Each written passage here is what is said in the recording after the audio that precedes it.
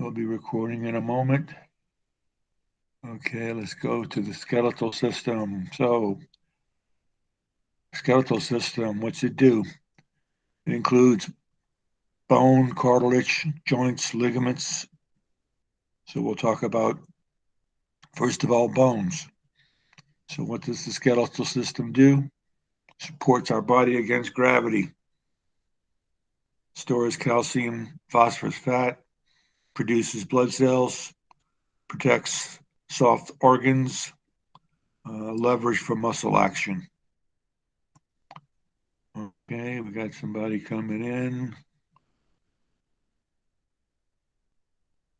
Okay, back to skeleton.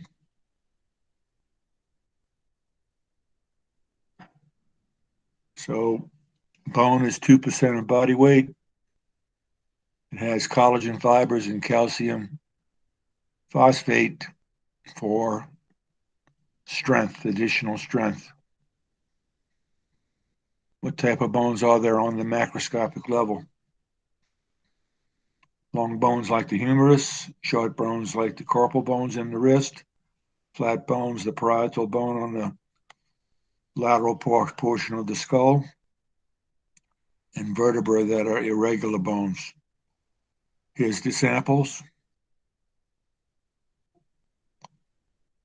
Okay, we got another person getting out of bed.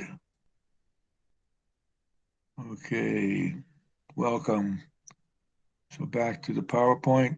These are the types, shapes of bones, flat, irregular, short.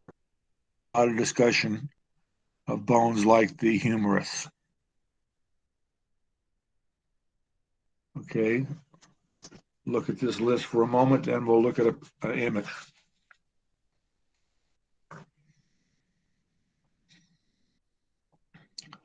So here's a long bone. The proximal epiphysis is closest to the medial part of the body. The long shaft is called the diaphysis. The end of the bone, uh,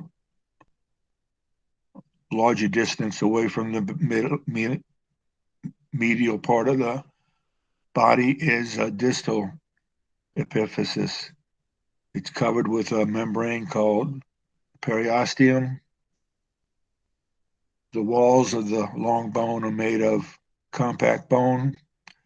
The endosteum lines the uh, internal portion of the compact bone. The marrow cavity is where um, blood cells are made and fat is stored. The epiphyseal line is called the growth line. Spongy bone is on the ends of at the proximal epiphysis and distal epiphysis. So the articular cartilage is the hyaline cartilage of the joint. So microscopic features of bone. Let's look at an image coming up here. So the basic functional unit of bone is called an osteon. Notice that these are long columns with blood vessels and nerves. Perforating canal is where blood vessels come into the bone. The spongy bone trabeculae are called little beams. They line the uh, inside of the marrow cavity. So notice that these long osteons are long columns along the long axis of the bone. So if we look closer at the structure of these osteons, each osteon in the center has a central canal that has nerves, blood vessels, and uh, osteocytes make up these layers called concentric lamellae. They're concentric layers of that bone cells make, and we'll find out uh, in the fetus, the bone starts off as cartilage and is converted to hard bone, compact bone, by the osteoclast, osteocytes, and other bone-forming cells. The lacuna is where the bone cells live. They're very active. They are constantly making sure the bone is nourished. These little canals called canaliculi allow oxygen to diffuse through these little canals, canaliculi, and of course the blood is flowing through all of these central canals, both artery and veins and nerves.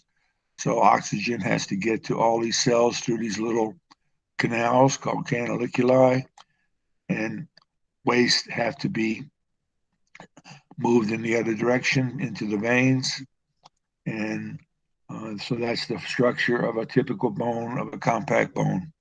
So this is called an osteon. Each one of these little columns are long columns of these lamellae, these circular concentric lamellae, and it's very, very organized. If you look at it here, you can see that we have these long columns, and they're packed together like rods going down the long axis of the bone.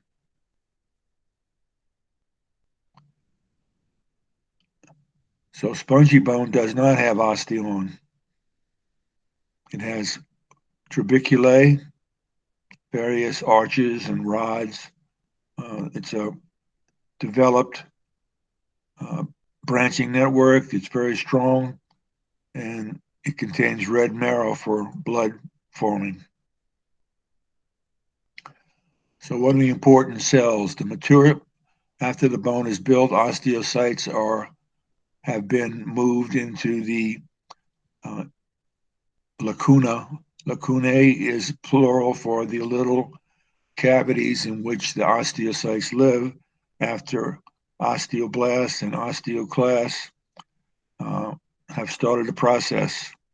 Osteogenesis, the formation of new bone, is the osteoblast. The osteoclast bone may have to be repaired for a break. Some bone may have to be removed as you age, as you gain weight or lose weight. Your bones may change, may be rebuilt, and so osteoclast will take bone apart, osteoblast will build it back, and osteocytes are the cells that end up in mature bone, and they're living cells that are supported by the blood vessels in the osteon. And for spongy bone, there are blood vessels available to take care of the osteocytes in spongy bone. Hollow bone formed. Intramembranous ossification is the formation of bones. This process, called intramembranous ossification, forms the flat bones of the skull. So it produces spongy bone and then compact bone. So that's mostly forming the flat bones of the skull. The spongy bone is surrounded by eventually compact bone. The fetus starts off as cartilage. Here are intramembranous bones. The other formation of long bones occurs endochondral formation. So what does that look like? Most bones are formed this way. The cartilage model is replaced by bones, and we got somebody coming in, it looks like. Yep, view all. So admit all. Okay, so we're back to the PowerPoint. And let's finish up on endochondral ossification. The replacement begins in the middle of the diaphysis and ends at the epiphysis. The diaphysis is the long central shaft of a long bone. Either end has an epiphysis. So if you look at the process, this cartilage model, chondrocytes or enlarge this cavity and allow access of blood to the cartilage bone. The marrow is forming in this cavity. That's the primary ossification center. It expands to create the marrow cavity, and eventually compact bone is formed at the along the borders of the diaphysis long shaft. Then there's secondary ossification where the epiphyses, the epiphyseal cartilage is formed for the growth plate, and where the spongy bone is formed at either end of the bone, the proximal epiphysis and the distal epiphysis. So this goes through every stage. That's the summary. Okay. How does bone grow?